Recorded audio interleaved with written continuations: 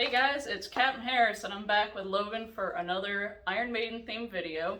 And before we start that, just want to say Happy New Year and thanks to everybody who subscribed in the last 6 months. We made it to over 500 and I think that's Can you believe it? I think that's really awesome. 500 subscribers in 6 months. Yeah. That's almost...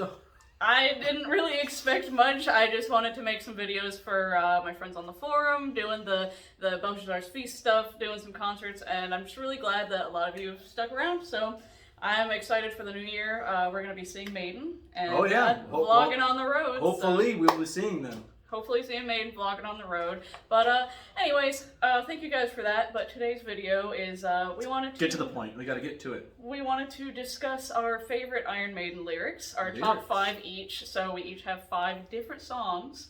For surprisingly different songs. Surprisingly different songs, though you did want one of mine. I did want one of yours, but... And we discussed this previously because we do know each other's lists, so there's no surprise between us. But there is a surprise in terms of the era, I will say. We'll let you guys experience that when we get to it. Yes. So we're going to start with number 5 on our list. You know, save the best for last, obviously. Mm-hmm. So we're just going to discuss like what it is we love about these lyrics, specific lyrics that maybe we like from the songs, and the topics of it. So my number 5 is Revelations, which is a Bruce Dickinson song, obviously. And there's several things that I really like about this song, and the main part is the opening lyrics and the opening bits is actually not written by Iron Maiden. It's an actual hymn by G.K. Chesterton, if I'm pronouncing that correctly. And you can look it up on YouTube. It's really interesting if you didn't know. It's like you can find people in churches singing "O God of Earth and Altar" to the exact same riff. And I thought that was a really creative way that Bruce integrated that into the song. He described it best at a festival that this is a song about alternately Aleister Crowley, mystical sex, ancient Egypt, and the English hymnal Revelations.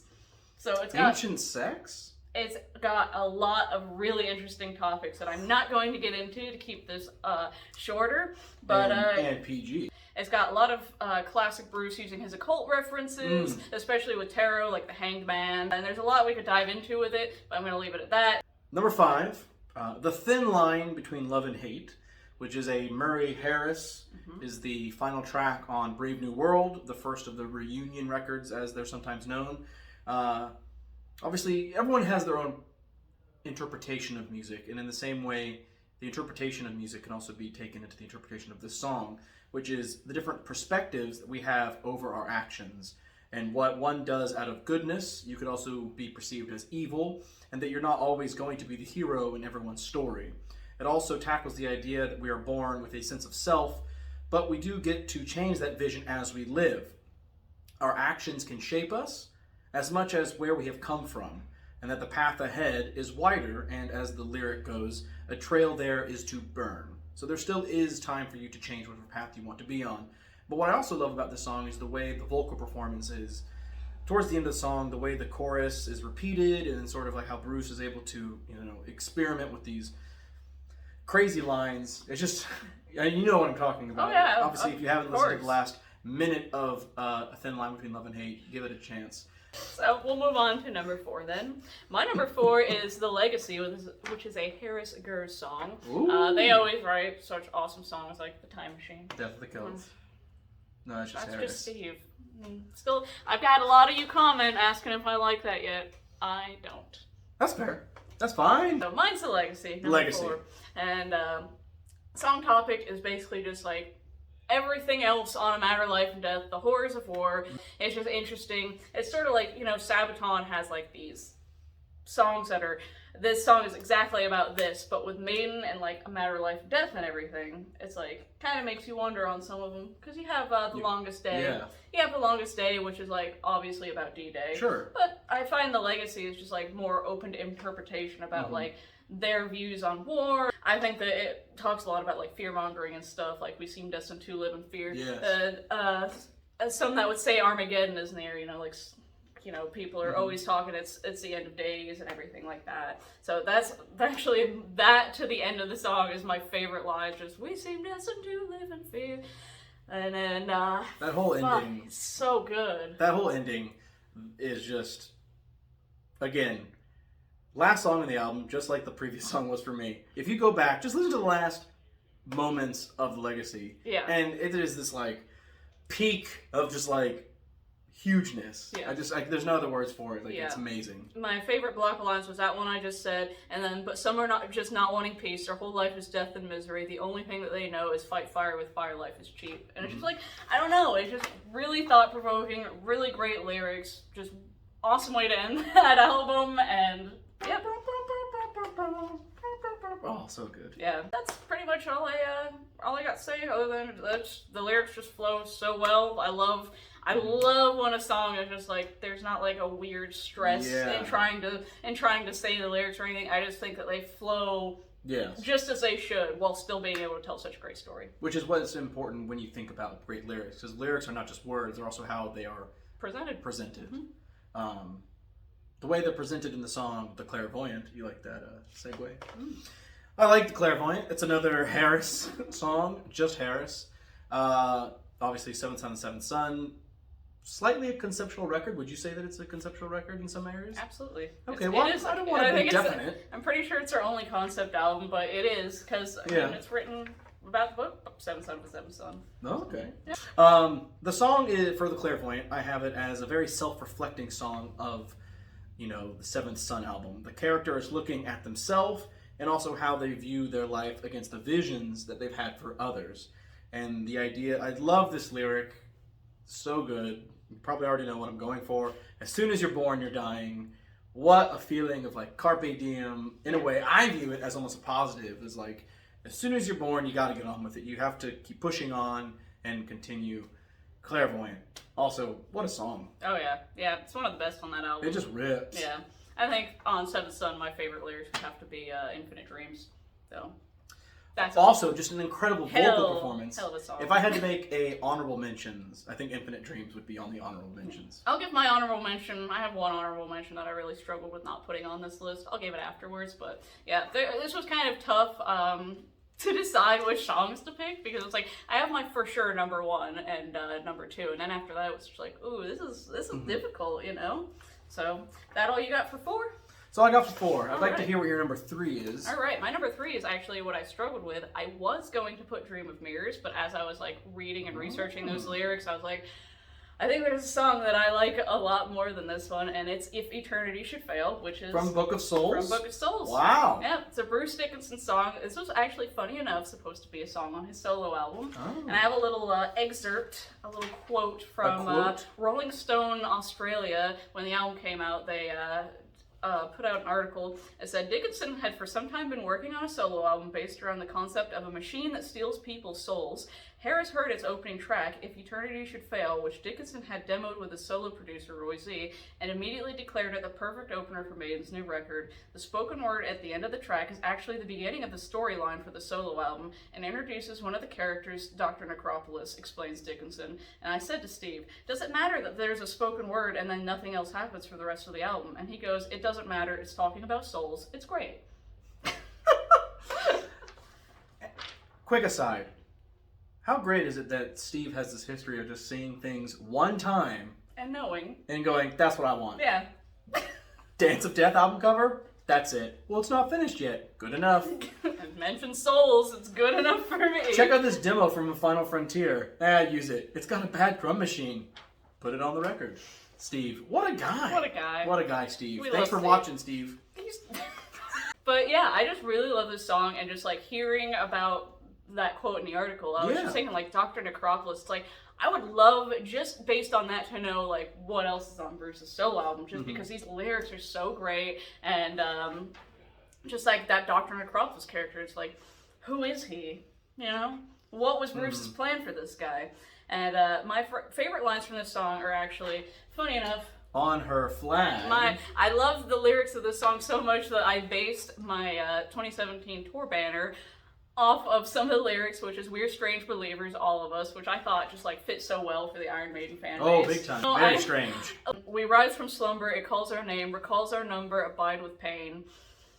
I don't know. Just so, Great words. it just, again, flows amazingly. This Dickinson guy's good with words. And then I was like, that chorus is one of my all-time favorite Iron Maiden big choruses. Just reefing a sail at the edge of the world if eternity should fail, waiting in line for the ending of time if eternity should fail. And so the topic, you know, obviously we discussed that it was an idea Bruce had for his album. I feel like it's one of those more open to interpretation Maiden songs, which I really like. I kind of prefer those more to the storyline songs that go, you know, you've got Rhyme the Ancient Mariner, that's got its set topic. It is the set thing. topic. Yeah. I enjoy those songs, don't get me wrong, but lyric wise, I love the ones that just make you like, you know, end of the world, who's Necropolis? If eternity should fail, perhaps means the eternity so many people and religions bank on could fail in the end. You know, like, oh, well, I'm banking on going to heaven, I'm banking on this afterlife. It could What fail. if that doesn't exist? Exactly. So it's fun stuff, a lot to think about. And like I said before, the Strange Believers line stuck with me so much that I had to use it for a flag. So that's all I got for that one. What's your number 3? My number 3 is, you guessed it, another Harris only. It is When the Wild Wind Blows. Big Harris fans in this house. Big Harris fans. There is a lot of good words this man has put together. He has a great vocabulary. So many people are saying it. As always, the last track of an album. When the Wild Wind so Blows. good. The Final Frontier, 2010. Right? Yes. Oh, thank God. What a record. I personally love The Final Frontier. I know some people are critical of it in other ways, but those people are wrong. When the Wild Wind Blows. Yes. In the same way that you like songs that can be interpreted in different ways, I think that you can interpret this song in different ways. It can be taken a few different ways. You can see it as the cautious individuals who in the end don't even trust themselves to see the other side of the end. Because the entire song, they're planning for this apocalypse. Yeah. And as we know in the ending, they commit suicide. Yeah. So why did you even attempt to... Why? Or you could see it as a mass media creating a disaster that doesn't exist. But I like the idea that it's a smaller feeling, that the world ending isn't the planet itself. Rather, the world ending is these two people. That they are the world to each other. And that everything that would have been done to prepare for the end is for the preparing to be with each other. And the lyric, my favorite part of the song is the lyrical break where he sees the picture on the wall, it's falling down, upside down. See the teardrop rolling down his wife's face, saying grace. Remember times they had that flashed right through his mind left behind. And of a lifetime spent together long ago will be gone. Tragic. Absolutely gut-wrenching for these two sad people in their garden. Yeah, Steve really knows how to put emotion into his lyrics. It's not just like a one-hit, I put all this emotion into this one ballad and then that's it. Yeah. We're back to normal. Like, it's like a lot of his songs have this in it. It's just, I like it. He tries to find different emotional depths, which is rare, more and more rare these days. Yeah, feels like he's still got it. that old geezer. That all you got? Oh, I got it. All right. Number 2? Moving on to number 2. Mine is Starblind, which is a Smith, Harris, and Dickinson song. And this used to be my favorite before the new album come out, which we will get to. But this used to be my favorite. It's another one of those songs, has no set topic. My favorite lines are, let the elders to their parliaments satisfy our lust, leaving Damocles still hanging over all their promised trust. Walk away from freedoms offered by the jailers in their cage. That line specifically, like, awesome. Step into the light, start tripping over mortals in their rage. Like, I think that the walk away from freedoms offered by the jailers in their cage is like, you know, all these people make promises of the afterlife, but in reality you're kind of like chained to these beliefs while you're on this plane of existence, you know? So, it's fantastic. Lots of things to think about with Starblind. Starblind is, we had to have this discussion where we were putting our list together tentatively, and I was going to do Starblind had Captain Harris not taken that, I would have used Starblind. Fantastic song. Absolutely. Again, Final Frontier just coming out swinging. Passchendaele. It is a Smith-Harris song. After the songs like Too Mist at Midnight, Afraid to Shoot Strangers, other songs that are either referencing war or 20th century conflicts, both physical and emotional. Cruelty has a human heart, and every man does play his part. Terror of the man we kill, the human heart hungry still. Great lyric. Yeah. Great delivery. And even then, after the sort of like musical break that they have where the blood is falling like the rain. Come on! So good. War and conflict is complex, but the same truth remains that the common man is the true victims of the designs made by others, which is a similar thing that they've shown obviously in Afraid of Two Strangers, but they've also shown in the lyrics of The Longest Day, where these paper soldiers, bodies on the beach. From summer sands to Armageddon's reach. Lyrics, guys. Lyrics. You gotta deep dive the lyrics. The music obviously is tippy top. Yeah. But it's the pen and paper. Now, we've reached the end. Should we give an honorable mention before we get to our end? Should we? Did you already give yours? Or no, I haven't. Okay. Honorable mentions. Isle of Avalon. Isle of Avalon. It's another Final Frontier Frontier, song. the Final Frontier. It's such a good song, and the Isle of Avalon, I believe, I didn't deep dive into this one because, I didn't put it on my list. But I believe that the Isle of Avalon is the fabled island where King Arthur was supposed to be buried after his death. And so it's all about that and how it's, nobody's supposed to be able to find it, I don't think. So it's all just about this mystic island, the magic that happens on it. And it's just... Again, the lyrics on that just flow, they're poetic, it's just like, man, I wish I could write something like that. Oh, absolutely. It just there's just something about the Final Frontier in terms of like the lyrical content, whether it's the Talisman or obviously Final Frontier. Even Satellite 15. I love Satellite 15. The spoken word parts? Yes! People hate that song. I find that, I get chills when Bruce says, I am here at the end of that, and it's just kind of echoes. I'm so, ooh my god, it's so good. They're multiplying. The dreamers may die, but the dream lives on. Another ending of a record. The Empire of the Clouds. A Dickinson masterclass. Yes. Both in terms of his length, in terms of his... No, not girth, his words. Length and words. Empire of the Clouds, a fantastic narrative, really sets us a tone in terms of the setting, but then the actual set pieces of the music, everything about it. That is my honorable mention. Yeah. Had I not had this one at number 1, this would have been on the list. And that is? Well, should I go first or should you? I don't care. Well, let's them decide. And then it's like a choose your option. choose your story. Choose your story, yeah. All right. For me, the number 1 Iron Maiden lyric song, both words and how they flow with the song, is For the Greater Good of God. A Harris masterclass yet again. And I found this very interesting. No Bruce Dickinson songs on my list. 0 Dickinson, except for my honorable mention. Yeah. All Steve Harris. Yeah. Now, Mr. Harris. Mr. Harris. What do we have here? Going back to the ideas of thin line, the interpretation of intent is never concrete, and the questioning of motives. Are you a man of peace, man of holy war, wolf sheep's clothing, that whole thing, never truly understanding someone's intent, what their purpose is, but also the perspective of that person. More pain and misery in the history of mankind. Sometimes it seems more like the blind leading the blind. It brings upon us more of famine, death, and war. Religion has a lot to answer for. Come on! Come on. It's just crushing. Questioning what life is, what love is, why we even have war. Explaining again what life is. As in, what is the purpose of life if we use war to fight for love? It's almost hypocritical to do this and to have these people... continue to perpetuate these wars based on religion, and that war, just as war ends and we're counting the bodies, another war begins. And an endless cycle that is perpetuated by those who are seen as wiser, who claim to give justice for the greater good of God, from a matter of life and death. Another Harris specialty. Harris.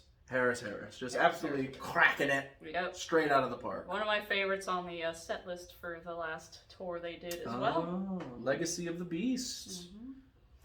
All right, I guess I'll move on to my number 1.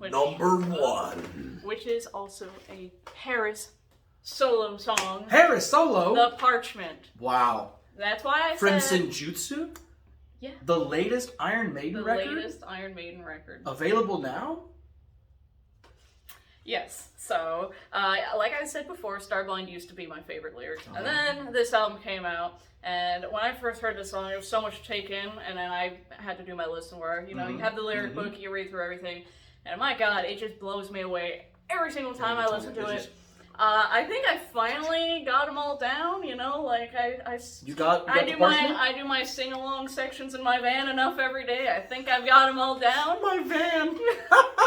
I go to work and I put it on and I sing along. It's a great time, you should try it. I'll do it, I'll get a van. But, my favorite lines, I said, honestly, everything from In a Tempest to the very end of the song, like, in a tempest, never shaken. Love just that entire section. When the moon will rise again until we read the pocket skin. Just, oh, what a way to open the song. The treat of all of this is that you're getting also the Steph finger, lyrical finger. She's known to do this, so give her the finger next time you see her. But favorite lines specifically in all of that would be Sea of Blood and Light Divine. Oh, yeah. Unholy reverence enjoyed, intoxicated with their hell, man immortal sickness dwells, savage beast troops engage, assembled here to butcher blades, smoke is darkened in the air, smell of death and deep despair. Just like, oh my god, he knows how to set the scene. When he's writing songs, he knows how to just like, you can feel like you're there. What are you smelling? What are you feeling? How does the setting look? And then, never say a prayer to me for this crime treachery, drinking from your cup of wisdom true, many men will follow you. Now an army is raised, and our gods they be praised. Death is but a gilded edge, shall be no more that we will pledge. And, looking into this song, you know, you can leave this open to interpretation all you want, but I wanted more. I wanted to know more. I wanted more. I wanted to know, like, what I'm listening to, because I specifically wrote down, like, this song makes me feel like I'm sitting on the ground by a campfire and Bruce Dickinson is telling me this riveting tale. And so I looked into it a bit, and this is where I'm going to link another. I found a really awesome YouTube video that kind of deep dives into this song, so I'm going to link that below just in case you guys are interested in seeing where I got some of this information, learning more about these topics. From this YouTube video, it refers to the Parthian era. I knew how to pronounce his name yesterday. Let me read it. I was like, I got this. Yeah. King Mithridates, I think. King M. So King M, frequently seen wearing lion skin in his depictions, so fierce as a wolf in a leopard skin is where we think that comes into play. And he was referred to as the Poison King due to taking small doses of poison to try to gain immunity to them, because he was like, apparently had a fear of being poisoned. So he would take things like arsenic and in very small doses because they believed... He was a microdoser? Yes, he microdosed arsenic to try to... Do not do that. To try to, gain some immunity from it, so if anybody ever tried to poison him, like, it wouldn't take effect like it was supposed to. And he was apparently one of Rome's most feared enemies of the time, and it would be really interesting to hear Steve talk about his inspiration behind this topic, because it obviously has, it has a meaning behind it. It's not just like words being thrown everywhere. And that's basically what it is, because it's like when the moon will rise again and we read the Parthian skin. It's about the Parthian era, and it's just like, what book was he reading? What TV show was he watching? Is what I'm wondering. Is because, like The Red and the Black is a book as well, and he probably read that and wrote that song based off that, which seems to happen a lot. Same with Seven Sons, same with Rhyme the Ancient Mariner. So I'm just like wondering, where are they getting some of this inspiration? Where is the inspiration for this song coming from? Because it's great. It's some of the most poetic lyrics in my mind. The only problem I have with this song, lyrics, is at the very end of this part, shall be no more that we will pledge. It says, it's apparently supposed to say, hear the cry, we are ready to believe. And I don't hear I just hear cry, we are ready to believe. And that's the only problem I have. It feels like they were trying to cram that in there and it didn't quite fit, but I don't hear it. That part, I always thought it was pray, we are ready to believe, but it's hear the cry, which I don't hear the in there. I just hear the cry, or what sounded like pray, we are ready to believe. So that's the only thing that I take a little bit of issue with those lyrics, minuscule compared to how much I love the rest of the lyrics. So now that we have our lists, the commonality here between us is that we love post-reunion Maiden lyrics. We sure do. And it was hard. It's hard to pick the actual songs. Like, I knew that my number 1 was Parchment, my number 2 was Starblind. But outside of that, it was just like, The thing's like, do I love songs like Sign of the Cross? I do. Do I love songs like, Afraid to Shoot Strangers?